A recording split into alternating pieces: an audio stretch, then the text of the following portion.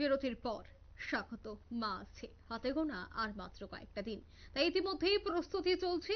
আজ দেখা গেছে আগরতলা বিধানসভা কেন্দ্রের 32টি ক্লাবকে নিয়ে বুদ্ধ মন্দির স্থিত শান্তিকামীর সঙ্গে শারদীয় দুর্গাপূজাকে সামনে রেখে এক আলোচনা সভা অনুষ্ঠিত হয়।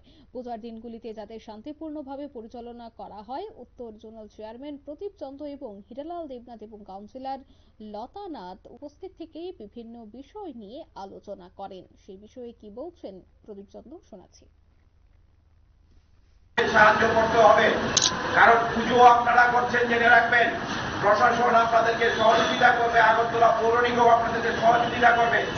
আপনার এলাকা, আপনার প্যান্ডেলকে সুন্দর রাখা, শান্তি রাখা, তার জন্য দায়িত্ব কর্তব্য হচ্ছে ক্লাবের যারা আছেন এবং যারা পুজো কমিটিতে দায়িত্বে আছেন।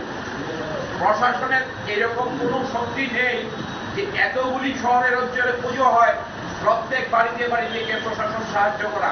আপনারা জানেন সারা শহর না, সারা রাজ্যে বহিরাজ্য থেকেও পুজো দেখতে এখানে আসে। তার জন্য ট্রাফিক ব্যবস্থাকে কন্ট্রোল করতে হয়। তার জন্য যারা যারা যে এলাকায় ক্লাবগুলি আছেন, আপনাদের কর্তব্য থাকবে সেই এলাকায় রাস্তায় যাতে কোনো ব্যক্তির ট্রাফিকের আইন ভঙ্গ না করে, কোথাও অবৈধভাবে পার্কিং না করে, তার জন্য তাদেরকে বলা। প্রত্যেকটি প্যান্ডেল অবশ্যই রোডের মধ্যে যে সাদা দাগ আছে তার ভেতরে আপনারা করবেন, কোনোভাবেই সাদা দাগের ভেতর বাইরে গিয়ে আপনারা পুজো প্যান্ডেল তৈরি করবেন না, যাতে কোনোভাবেই রাস্তায় গাড়ি যাতায়াত করতে অসুবিধা না হয়।